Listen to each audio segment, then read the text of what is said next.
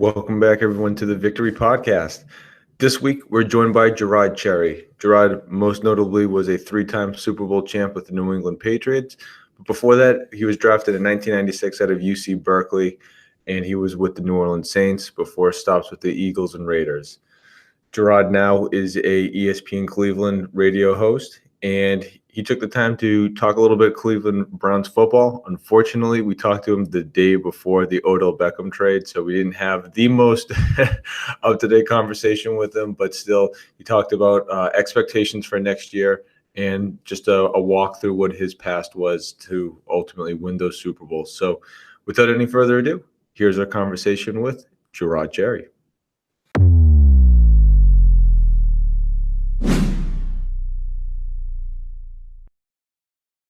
JeRod, thanks so much for taking the time this morning. How are you doing? I am doing excellent. I'm glad to hear it. We love to get into all the guys that we have on their careers, but since you are a radio personality in Cleveland, man, there's some things burning that I got to know. How is Cleveland feeling about Freddie Kitchens being the head coach and Steve Wilkes coming in to be the defensive coordinator?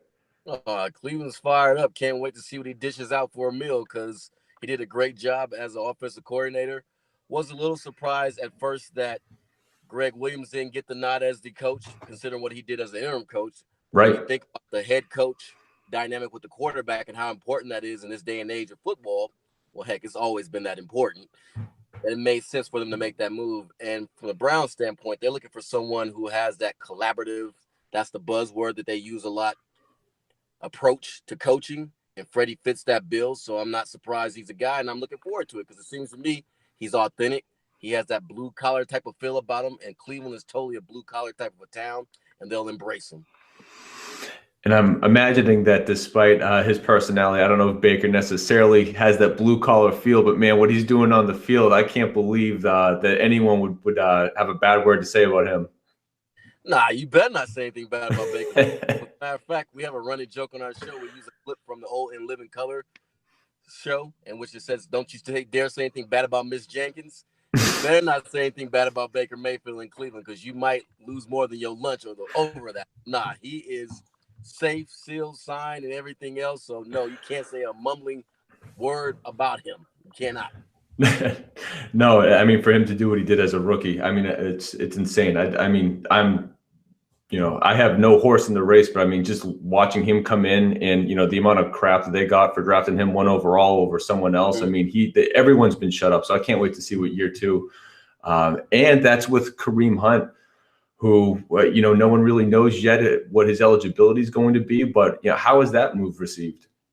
You had people initially were not happy about the move, trying to figure out what type of guys we're bringing into the fold from a character standpoint. With Kareem being local, that even adds another dynamic to it because I've always found, even during the course of my career, when I went back to the Bay Area, when I played for the Raiders for basically there for a training camp, it's much more challenging to go home because you're familiar with the area. You have more distractions. You know the places where to and where not to go, but it seems like you find those places where not to go more so. So that's going to be a challenge for Kareem. But overall, it's kind of died down, and I'm pretty sure once a ruling comes from the commissioner, it'll build back up for us people making the discussion points of should he be on this football team or not. But he was a steal when you think about it, because what he did in Kansas City, if he can duplicate that here, no one will be complaining. I can guarantee you that. I was just surprised that with Nick Chubb, I thought that he looked so good. And I mean, you get a healthy Duke Johnson, that's a good one too. So, I mean, that's a 3-headed monster back there if he's able to play the whole year. Well, it might be a situation where it's too much talent back there, and that's the issue. It's been a talking point on our station for the past couple weeks. Because when John Dorsey said right now, and that key word right now, you heard the GM for the Cardinals say the same thing about Rosen, right now. And when you hear that right now, that's an indication that they may be considering getting rid of you right now. So Duke Johnson, I love him. He's one of my favorite players on the Browns. When the 0-16 season went down, he was one of the few guys you can count on to show up every week and show out. 1-15, the same deal. So now that we got Kareem Hunt and we have Nick Chubb, people are kind of forgetting about Duke Johnson is a heck of a football player. So it's going to be interesting to see how they manage that because at the beginning of the year when you had Carlos Hyde, Duke Johnson, and Nick Chubb, the offensive coordinator at that time, Todd Haley, did not do a great job of making sure he managed the touches and made guys feel like they're involved. So it will be very intriguing once Hunt's back into the fold, how they're going to operate that three-headed potential juggernaut. Right. And I got one last one for you before we jump into your personal journey. Trade comes in yesterday. Olivier Vernon comes over. I mean, 4 picks in the top 100, 17 overall, like an insane amount of cap space. What's the feel going into this offseason for who they might be looking to bring on? And I mean, they have the potential to go from, picking in the middle of the draft to picking at the end of the draft. And, if they continue to lay the groundwork with a huge, huge opportunity coming up. Yeah, well, the sense of feeling around town is that you're vying for the AFC North and that you're going to be in that conversation without flat out winning it is a serious consideration. And no one looks at you sideways like, you talking about the Cleveland Browns? Yeah, we're talking about the Cleveland Browns. That is legit feel, and they're doing the things in the offseason right now, as we saw with John Dorsey yesterday. One of the things that I like Agba, he's the opposite of Myles Garrett, but he hasn't had spectacular numbers. So if Vernon can recapture any of the success he had in Miami with what he did there, as well as what he kind of somewhat did in New York, they're going to be better for it. So we're looking forward to that production. But when you look at this roster, you're hard-pressed to say there's a great, great need. You can always have more impact with quality players, no doubt. But when you look at the roster, it's definitely one that could make a move to at least get you into playoff consideration and win a game or two. Are they at a championship level? That really boils down to how I believe Baker Mayfield plays and how Freddie Kitchen responds to now being a head coach as opposed to a coordinator. Because, as we always say, when you make that move from head coach to coordinator, you go from a situation in which you were used to making suggestions to now you're making decisions. Right. Yeah. Well, thanks for that. And, just transitioning a little bit now, I want to get to, where you were in your life this time in 1996, because you yourself, of course, went from being a college football player at UC Berkeley to going through the draft process. Do you remember at all what you were feeling? Did you have any inclination as to what team might take you or when? Do you have just any thoughts whatsoever on that whole draft process? Well, we just got through the combine, and that was an awful experience for me because I went there and ran an extremely slow 40. I ran track in college, and I was a 4.3 guy, get out the bed.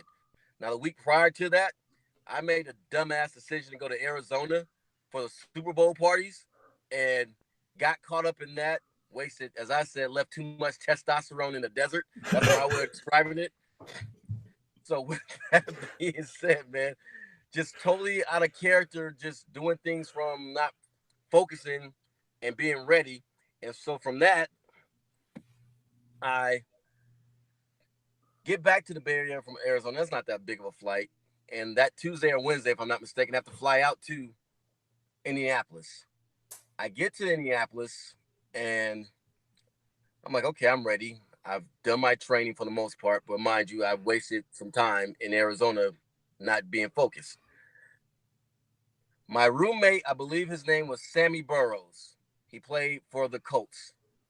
He snored like no one ever snored before. I'm a light sleeper.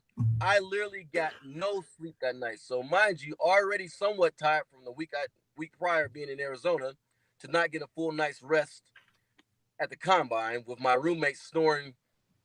It was a horrible experience. So I ran a slow 40, and basically I spent the whole time from that point on with workouts trying to make up for that time. So I figured running a 4.56 as opposed to 4.3s is what I normally ran cost me a first-round draft pick. Now, there was a situation once the draft took place where the Kansas City Chiefs were interested in drafting me, but this is where my agents played me, because my goal was to be a first-round draft pick.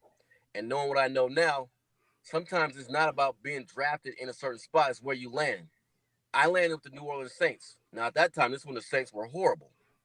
They weren't a stable team. The Kansas City Chiefs were a stable team. And I could have been like 28, 29th, or 31st pick or something like that, but they wanted to pay me second-round money, the Chiefs. So my agents balked at that and made a decision without even including me in on it, because I would have took that because I just wanted the honor of being a first-round pick. I mean, they mentioned it to me, but they framed it in a way, if I'm going to be completely transparent, to where it made it sound like it was bad. But you're a young player. You don't recognize the importance of stability and all those things. So a lot of times now with these drafts, I always say the guy who got drafted in the latter part of the round will more than likely have a better career than the guy who got drafted early on. Because typically speaking, you're going to go into a situation, if it's an early pick, where that team has no stability. They have a coaching change or a GM change on the horizon, and ownership doesn't really have a handle on what's going on. You don't want to be in those situations as a young player, because what happened to most is what happened to me. You have another head coach like Mike Ditka came in, replacing Jim Mora. If you're not his guy, guess what? He's not going to play you. And so you get caught up in that mix. And Did that's you the just political sum part out? of it. Did you just sum up the Browns quarterback situation for the last 20 years? I basically just did. Yeah. So it's kind of interesting being here in Cleveland. I see this stuff and I've experienced it, so I can point it out, and it's just clear. And that is what has taken place in the last 20 years, that lack of stability. Yeah, and likewise, right? The Patriots draft someone, and for whatever reason, it doesn't work out, and that guy walks after 3 or 4 years. I have to imagine that around the league, it's like, well, if the Patriots drafted him, he probably knows something. He probably did something right, and then that person, in essence, maybe didn't accomplish a whole bunch, but parlayed themselves into getting that second contract based off of being in a stable environment. Right. Well, it also works for guys that are with the Patriots. Teams recognize that Bill Belichick is not going to pay you a lot of money. So they're like, okay, well, this guy's more than likely even for financial reasons. So we'll sign him up and pay him more above what the Patriots were willing to pay him rather. So that helps out. For example, Jamie Collins, Browns just released him. He was in a situation where the Patriots were not going to pay him the money he would have commanded for that year that he had. So they let him go. And they've done that with other guys. I believe they just let Flowers go, if I'm not mistaken. Oh, well, I live in Foxborough, Mass, so since it's my backyard, I got my fingers crossed that they haven't let him go just yet, but he has a chance to walk. Mm-hmm. Yeah, so chances are he may walk. And then you think about Chandler Jones, when they let him walk. So that's Diaz walk. Richard Seymour at one point in time, they let him walk. Yeah, so they don't mind letting you walk. We were shocked when Hightower and McCourty ended up getting big contracts, but I mean, I think everyone would have collectively blown up if they let all 5 of their young guys go. And by that, I mean, the Chandler, yeah. But so, of course, we know that you go to the Saints. You spend your first 4 years of your career there. But coaching changes and everything aside, how in hindsight, right, we know that you were a key special teams guy, and of course you played safety as well. But at what point did you sort of almost get like pigeonholed into like this role where you almost now never really had a chance to, or do you even feel that way? Do you feel like you never really had a chance to do certain things because of circumstance? And, how did that play into ultimately going to the Raiders and then the Eagles? Well, at the Saints, I had a situation where I could have returned, but I hated living in California to the deep south, where you're in a situation where you're driving down the road and you see Confederate war heroes, freeways that you drive down on a weekly basis, and you're sensitive to that because you're from Berkeley, California. Or you look at stuff that doesn't fit you. And on top of that, I was allergic to shellfish. So it was a bad match from the get-go. But the people there, I will say this, they were great people, but just culturally, it wasn't for me. And so I couldn't wait to get out there. And plus, I was tired of losing. But from a individual standpoint, had I stayed, I would have likely been a starter, because the guy who played a part in me getting drafted, Jim Haslett, became the head coach. And his right-hand man was a confidant of mine. His name was Rick Venturi, and he stayed on staff there. So that could have changed from a personal accolade standpoint of being a starter and on the football field more. But also, too, though, with the Raiders, I messed that situation up because they brought me over there to start. And I started out starting. And the first preseason game we had, I had an awful game. Now, mind you, I made the mistake of playing sick. I had like the flu, but I had to prove I was a tough guy. And when you have the flu and you have a stomach flu on top of that, it's not a good idea to go play a football game. Yeah, I was trying imagine. to prove something. And I was basically a step behind. And from that step behind, I just put on a terrible performance, missing tackles I would normally easily make. And just being a step behind, I never recovered from that. So they let me go. And then at that point, Philadelphia, I get there. They got Brian Dawkins, and the other safety's name escapes me. And they're solidified. So they were like, hey, we want this guy here for special teams. He can help us with that. And if he can play some safety, fine. But those guys weren't going to go anywhere. You're not going to replace a Hall of Famer in Brian. And the other guy, Damian, was a draft pick of theirs that they were obviously going to let play. Sure. So I get through with Philadelphia. Well, I leave Oakland, get cut, go to Philadelphia, have some success there. And I thought I was going back to Philadelphia.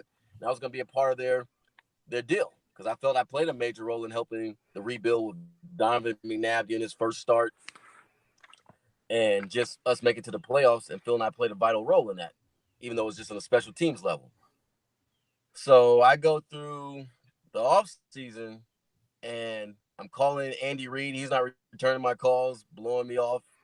And I'm thinking to myself, as I'm training in Ohio, what the heck is going on here? And I tell this story, and it has a spiritual element to it, that I was literally sitting in my car after a workout, and I just started praying. I was like, God, I don't deserve another chance, another opportunity, but if it be your will, please give me another opportunity to play. And I'm not fabricating anything or embellishing it. It's the honest to God truth. As soon as I said amen, Scott Pioli is calling me on my phone. Bling, bling. And it's like, JeRod, this is Scott Pioli of the New England Patriots. Would you like to come try out for our football team? And just got through praying, and probably my head said blank, yeah. but the crazy part about it was, a day or two prior, my agent told me that the New England Patriots would not be a particular team or potential team because they had just signed a couple guys. So that just goes to show you, man, that you never know the situation you'll wind up in. Now, when I got to the Patriots, in fairness to Bill Belichick, he flat out told me, and I was upset with him about it to a degree, but he's like, I'm only bringing you here for special teams. That's it. Will you buy into that role? And I was like, because I was hungry for a job and thirsty for one. I was like, yeah, of course I will. But as time went on and I'm watching guys play and I'm saying, man, I got cover skills. I can do more than just special teams. That did get frustrating for me. But I stayed in my lane and did my job to the best of my ability. And as you well aware, because you're from the area, our special teams played a major impact early on in those Patriots seasons of Super Bowl of helping win games. Oh, absolutely. And, I believe me, I want to get into the Patriot years. But before I do, I just wanted to ask you real quick on Andy Reid. If he wasn't returning your calls, I'd understand if you didn't like the guy. But just looking back at what you saw of him as a football coach and as a person, why do you think that he's been able to maintain a high level of success where, 20 years later, he's still a head coach? Because he pays the price. I used to always joke he gave the worst halftime speeches ever.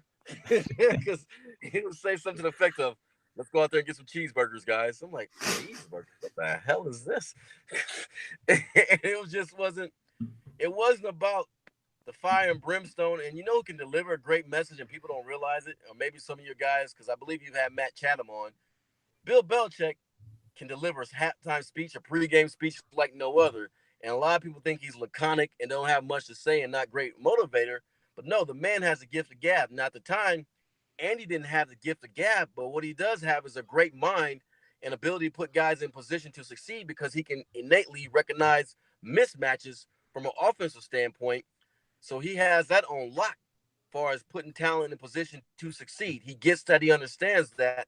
So I think that's a major reason for his success. It's not necessarily motivating guys through his speeches unless he went to a speech coach and changed, because at that time when I was there, I was not impressed. Well, I can't say if he's gone to a speech coach or not, but I guess for him the proof is in the pudding for hanging around as long as he has. Right. But he's there. When I was there, he was sleeping in the building and never going home. So, and obviously he's had personal tragedy in his life with his family, and he's overcome that, and his wife has been a pillar for him, and they have an understanding. But to his credit, outside of Bill Belichick, I can't tell you someone who works as hard as Andy Reid, because I literally would be leaving the building at nighttime trying to catch up. He was still there like most coaches, and you'd hear the tales of him having a mattress in his office and sleeping there. And it was true. It truly was true. Yeah. I mean, I'd imagine, right? I mean, you don't get that level of success accidentally. No, you don't. But, speaking of Bill, and I guess I didn't know that he was such a verbose halftime speech giver. One thing that's obvious though is his attention to detail, and particularly as it comes to special teams. I mean, going back to those years, and I think it's something that's constant to this day, is there's no facet of the game that he overlooks. And could you just talk a little bit about whether it was Larry Izzo or just how important Vinatieri was? I mean, every piece of our special teams was a massive part of those early wins, those early championship seasons. Oh, no doubt about it. So before Tom became Super Tom, I mean, he was already good on his way being great at that point when he took over for Drew. We didn't win games by blowing teams out, and we didn't win those Super Bowls by blowing teams out. We won by playing old school field position football. And what is special teams about? Field position. Yeah. When it wasn't about scoring a lot of points, but okay, let's get the best return we can possibly get. Let's not get that returner up to beyond a 20, because we know the statistics. If you on 20-yard line or lower, chances are you're going to end up punting. And now we're going to flip the field on you with our punting game. Or we're going to return it on you, or we're going to block a kick. We're going to do something on special teams. And that was such a asset because, say, for example, with Pittsburgh Steelers, when we played them in the AFC Championship game, we knew that we couldn't. I shouldn't say couldn't. We knew we were going to beat them, but we knew it was going to be because of special teams, because they had their offense and defense. Yeah, they had a lot of resources allocated to that, but like you go back to Bill's paying close attention to detail, he allocated resources to special teams where, okay, this is your role. This is what I need you to be great at. The Pittsburgh Steelers had guys who just did special teams. Obviously with Rizzo, Chatham, and myself, along with the kickers, we were just there simply for special teams. We were specialists. So he created specialists within specialists as part of that, paying close attention to detail. And if you watch games to this day, the Patriots are still winning with that same mindset. Because basically, who was my equivalent to this day? He's going on to do much greater than me. But, Matthew Slater, same deal. I can't tell you how many passes Slater's caught, but he's definitely made a difference as far as he's a team captain, respected, and balling out. And he helps control field position. So, and then you got the Tom dynamic there, but really much hasn't changed except for they're scoring more points. But that same culture about team over self, paying the price, those things will always work in the realm of football, because it's really about getting guys on one accord and buying into the idea that it's not about you, and it's about you doing your role to the best of your ability. And with those collective efforts and energies and guys being on the same page, it amounts to victories on Sunday. And it was such a special feeling to go out there on that football field. You'd know before you even stepped out there that you had certain teams beat, because you were one and they were many. Right. So, I mean, that first win, and by the way, we had Antoine Smith on. We asked him, like, did you know right away that Tom would be Tom? And he just goes, hell no. So from your perspective, that first season, of course, you guys go on and win your first season in New England. But did you have any inkling that you guys had something there, that you'd go on and win 3 titles in 4 years? Well, here's what we had. So I'm new there, and I get there, and at this point, this is my 5th year in the league, going my 6th year rather in the league. And I tell my agent, and this is early on, I said, man, this is probably the best team I've ever been around. Just as a team, guys getting along, guys on the same page, and just enjoying the process together, the grind of training camp and all those things. And so I see Tom, because at this time, I want to say Michael Bishop, Damon Heward, and obviously Drew Bledsoe were there in the quarterback room. Now, Tom was doing some good stuff in preseason games, and I believe he beat out Damon Heward, who they had brought in to be the second-string quarterback, who ended up being the third string. They let Michael Bishop go. If I'm not I'm pretty sure I'm correct on that. So I saw things, but you did not see what you saw back then. But this is how I knew Tom was going to be great. It was a couple years later. We were playing against the Miami Dolphins on a Monday night game. You probably recall this game. We lost the game, and we have to fly back to Foxborough. I got hurt this game, and it's funny because Wes Welker almost ran a kick punt return back, and I tackled him like on a 1 yard line. Who know that he ended up being a Patriot one day, and so I hurt myself during this game, and so I had to stay back for treatment. And you're talking about 3 or 4 o'clock in the morning that we get back into Foxborough, but we landed in Providence. So everybody's filing out, trying to get home and get rest. Mind you, I have to stay there because Tom, well, I'm about to get to Tom because I'm required to stay there. So everybody's gone. I'm still there. And I see Tom with a stack of, at this time, they had actual tape, film. And he has like the New York Jets tape, cut-ups. And I'm like, dude, what are you doing? Well, I'm about to go watch film. And it clicked in my head. Here it is, 4 o'clock in the morning. This guy's about to go watch film. Mind you, at 4 o'clock in the morning, coming off a major loss, and still, though we had playoffs lined up, we didn't solidify our field position and stuff like that. So he was paying the price. He was doing the extra stuff from a preparation standpoint. Everybody, probably outside of Bill, left, went home, went to sleep. Tom was studying at 4 o'clock in the morning. So that's what. Yeah, right. Just like Andy Reid paying the price. I mean, there's it's a main thing though. We found from talking to you guys. It's just when you think that you're doing enough, you realize that the people that are actually on top are doing even more. And it's just like because you're being told, hey, this is the curriculum, this is what we're asking you to do. It's that's the baseline. That's if you want to be great, you got to outwork everyone else. But one thing that I had heard though, and I just wanted to ask you about this is, of course, you eventually retire, you have 3 Super Bowl rings. You decided to sell at least 1 Super Bowl ring. I don't know how many, but can you just tell me how did this come about? How many rings have you ended up selling, and just talk about the cause and why you did that? Well, I sold. Well, I should say auction. Auction sold. Sorry, I should have said auction. Yeah, well, auction, because it does sound kind of shady. You sold it? Yeah, not what I meant. Yeah, definitely auctioned for a good cause. Use some semantics here. Definitely auctioned it. Well, what happened was I was going to being a chaperone at this youth conference for some Christian kids at the church I attended. And I really went there with the mindset of I'm just going to simply watch these kids, mind my own business. I'm really not trying to get emotionally involved in anything. And God had a different story.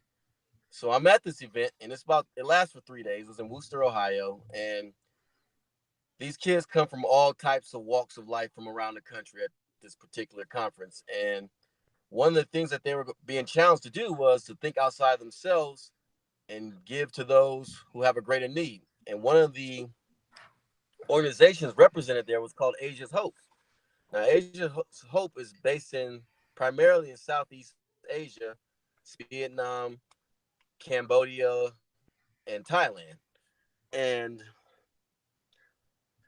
the guy who was in charge at the time was talking about the sex trafficking of these kids. And mind you, you have kids who are the same age at this conference, and they're looking at this story, and they're like, oh my gosh, we're here in America, and you got kids who are being trafficked for sex, drug mules, and things of that nature. So I'm already touched by that element of the story. And like earlier that day, and when you're like, I don't know how it is, but it just, for some reason, it gets around when you're a 3-time Super Bowl champion. It's not like I go around broadcasting, hey, look at me, or wear my rings or anything like that. It's just one of those things that people find who you are and what you're about and stuff like that.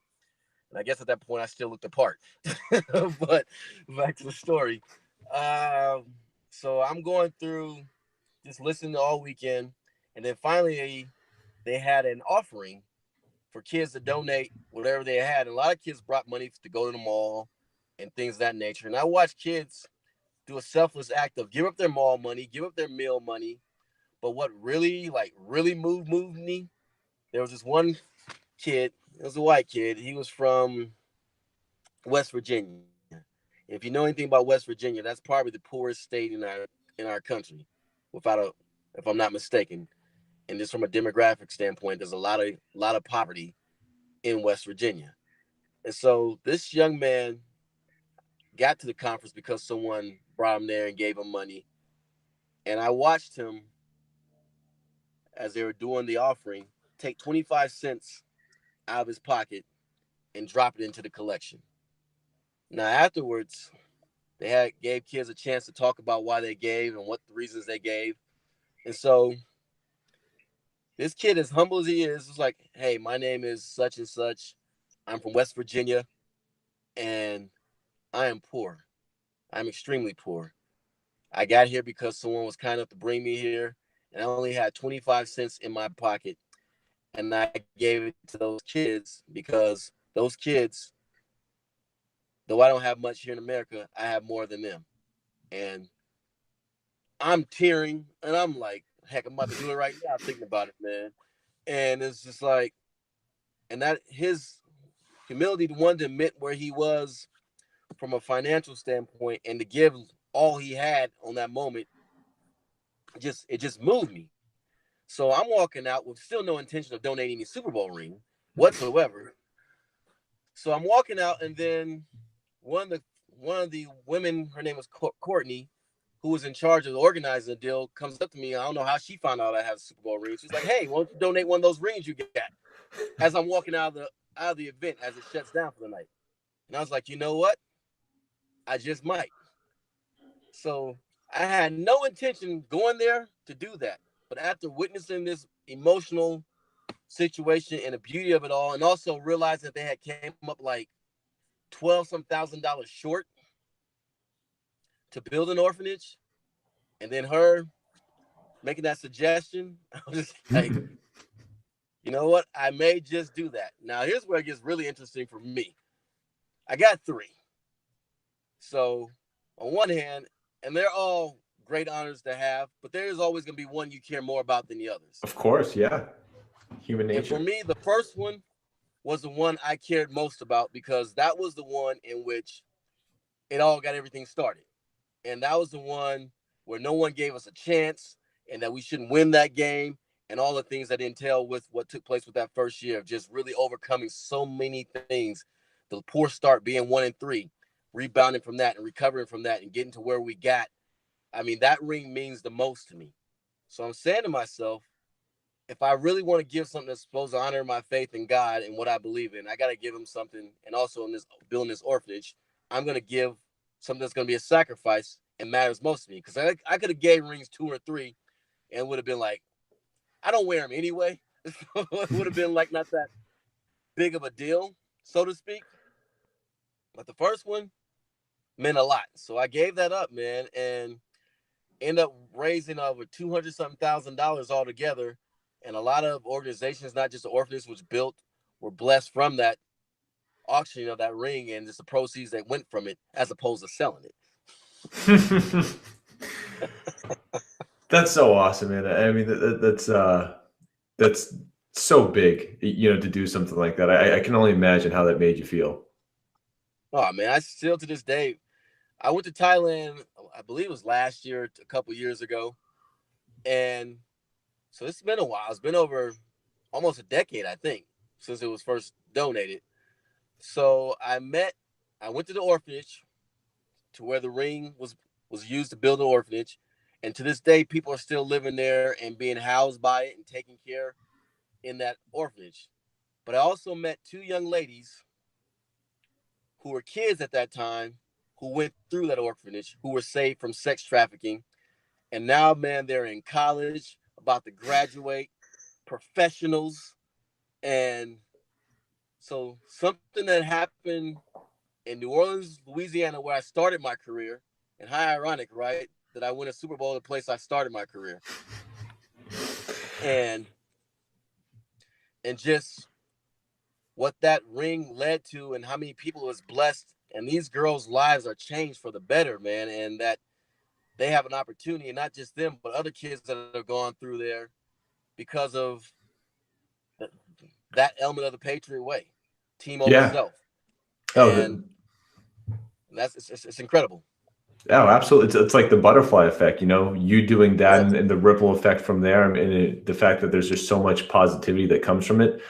Um, yeah, we're getting to the end here, but I did want to ask you. I saw that you had commented on mental health, particularly as it pertained to Kevin Love when he was going through a pretty dark time. And you said that hopefully this is sort of a lot like concussions. We're kind of at the tip of the iceberg where it's getting to be, less taboo. People are talking about it more. Did you have any struggles yourself that you went through, or did you just, kind of advocate and stick up for Kevin because it's just something that is really, undervalued in the sports world, just being in that locker room environment that you'd already kind of alluded to earlier. You playing through the flu, you want to be mentally tough. You want to show everyone how tough you are. That inherently mental weakness, perceived weakness, mental health issues are just at the opposite end of that.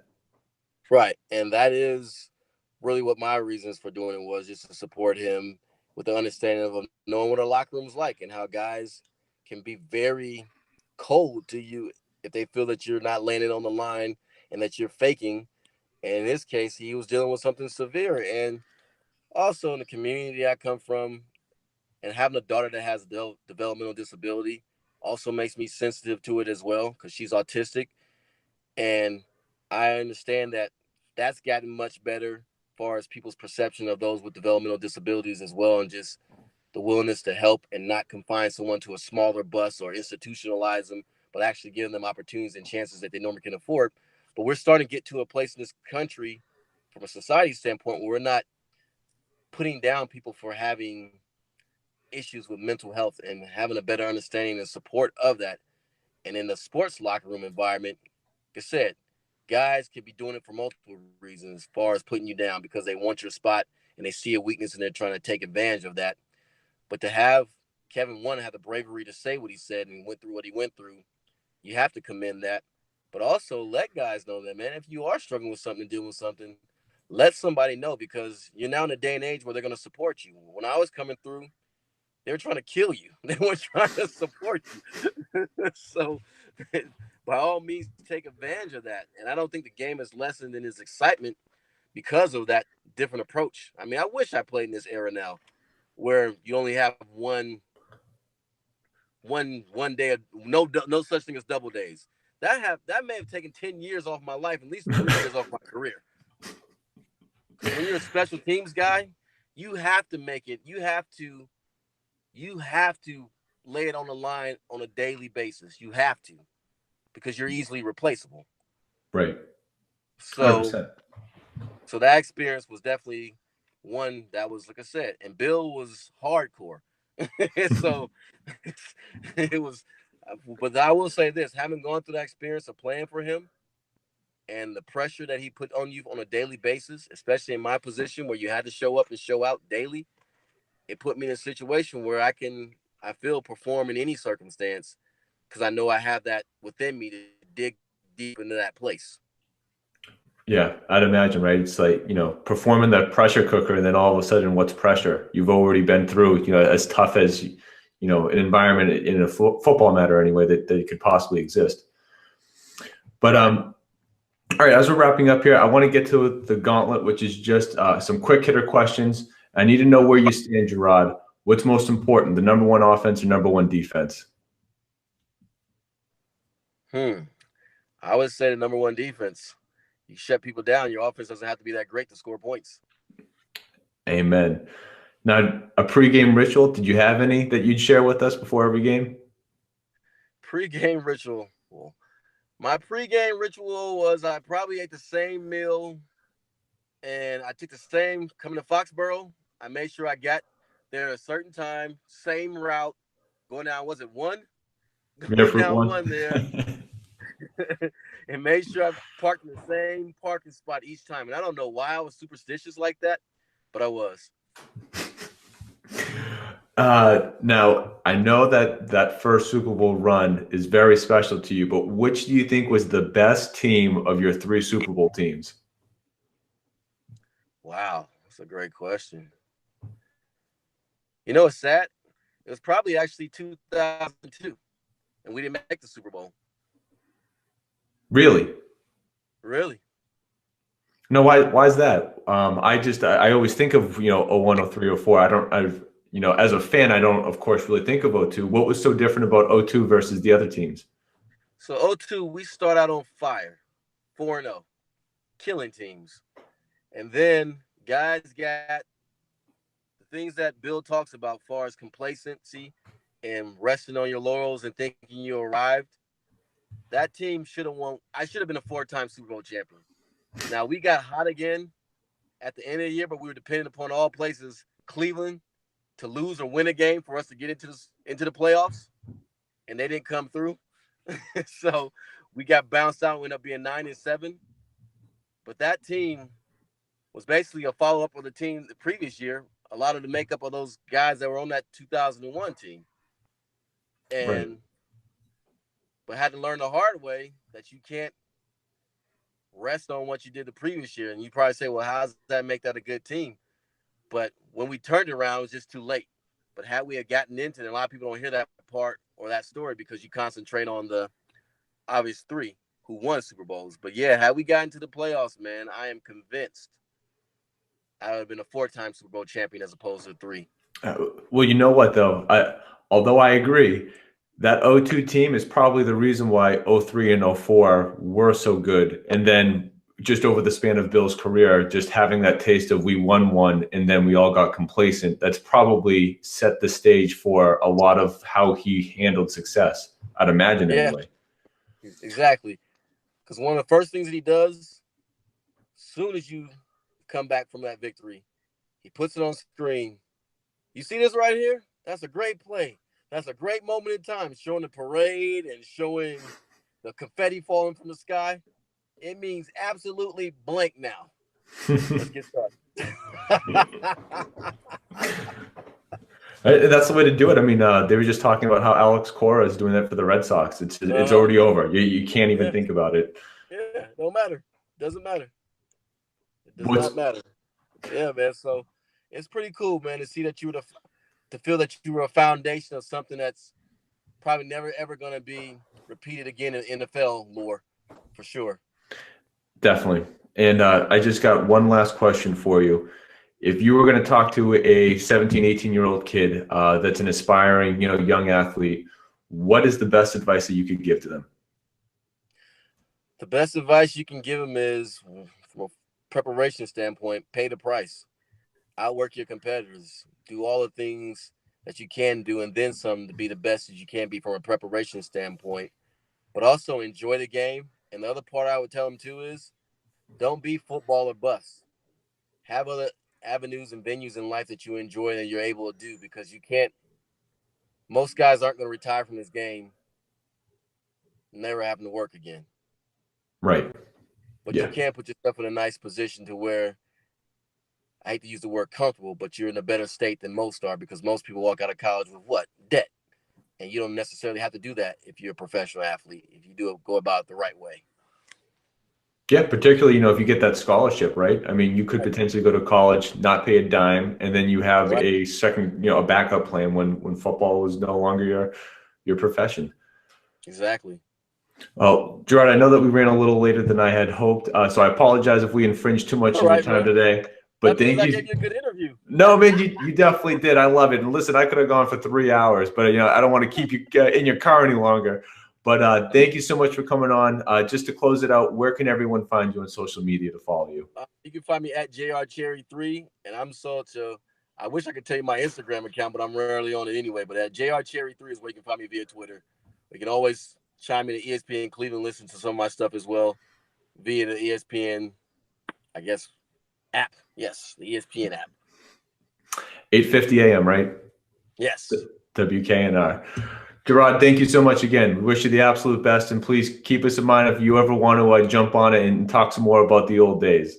Yeah, no problem, man. Take care. Have a great day.